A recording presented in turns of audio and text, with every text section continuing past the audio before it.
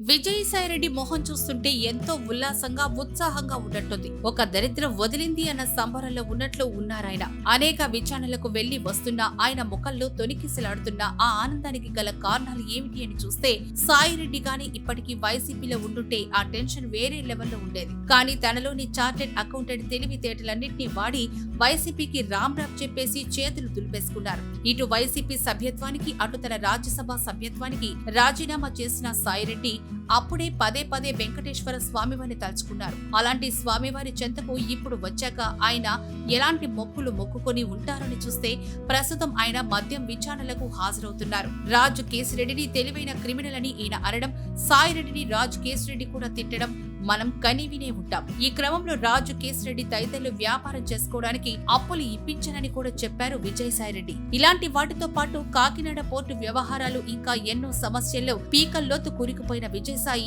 ఈ సమస్యలన్నిటికీ కారణమైన పార్టీని వదిలినా అప్పట్లో ఆయన చేసిన పాపాలు ఇంకా వెంటాడుతూనే ఉన్నాయి. మరి వీటి నుంచి విముక్తి కలిగించమని మొక్కుంటారా?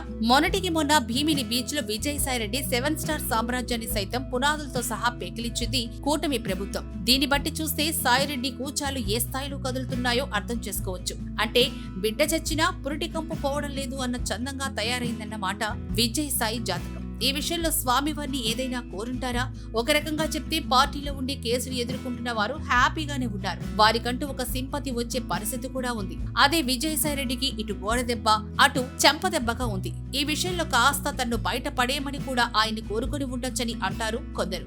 వైసీపీ అధికారంలోకి వచ్చే వరకు పార్టీలో నెంబర్ 2గా ఉన్న విజయసాయిరెడ్డి అధికారంలోకి వచ్చాక 2000 స్థానానికి పడిపోవడానికి కారకులను కూడా ఒక పట్టుపట్టమని శ్రీవారిని వేడుకునే అవకాశాలు కూడా లేకపోలేదు. అంతేకాదు, వీటన్నిటి నుంచి తాను బయటపడ్డానికి ఒక మంచి పార్టీని చూపించమని, ఈ కష్టాల కడగండ్ల నుంచి తన్ను తప్పించమని కూడా స్వామివారిని సాయిరెడ్డి కోరుకునే అవకాశాలు కూడా ఉండొచ్చంటారు కొందరు. వీటన్నిటినీ అటు ఉంచితే విజయసాయిరెడ్డి తానొక మీడియా సంస్థ పెడతానని కూడా గతంలో అన్నారు. ఈ విషయంలో ఏదైనా మంచి పేరు తట్టేలా చేయమని కూడా స్వామివారిని కోరుకునుండొచ్చు. ఇకపోతే తాను తన శేష జీవితాన్ని వ్యవసాయం చేసుకుని గడుపుతానని కూడా ఆయన గతంలో అన్నారు విజయసాయిరెడ్డి. అందుకు తగిన సాయం చేయమని కూడా తిరుమల వెంకన్నను సాయిరెడ్డి కోరుకొని ఉండొచ్చని అంటారా? కొందరు అంటున్న మాటల్ని బట్టి చూస్తే విజయసాయి పార్టీ నుంచి బయటకొచ్చి ఒక రకమైన మెలో డ్రామాకు తెరలేపారని, ఆ డ్రామా బయటపడకుండా చూడమంటూ స్వామివారిని కోరి ఉండొచ్చని కూడా అంటున్నారు మరికొందరు.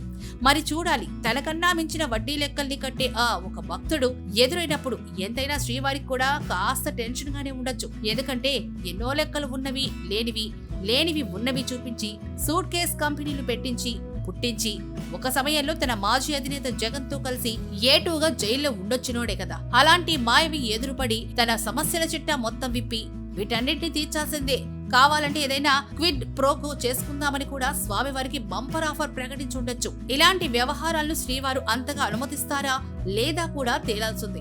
ఏదేమైనా సాయిరెడ్డి శ్రీవారి దర్శనానికి రావడం మాత్రమే కాకుండా నిండా గుండు కొట్టుకుని నయా అవతారంలో కనిపించారు సాయిరెడ్డి. ఆయన తర్వాతి అవతారం ఎప్పుడు, ఎక్కడ, ఎలా ఉండబోతుంది అనేది కూడా ఒక క్లారిటీ రావాల్సింది. మరి చూద్దాం విజయసాయిరెడ్డి నెక్స్ట్ స్టెప్ ఎలా ఉండబోతుందో. ఈ విషయంలో ఆయన స్వామివారిని ఎలాంటి కోరికలు కోరుంటారో తెలియాలంటే కొన్నాళ్ల పాటు వేచి ఉండాల్సిందే.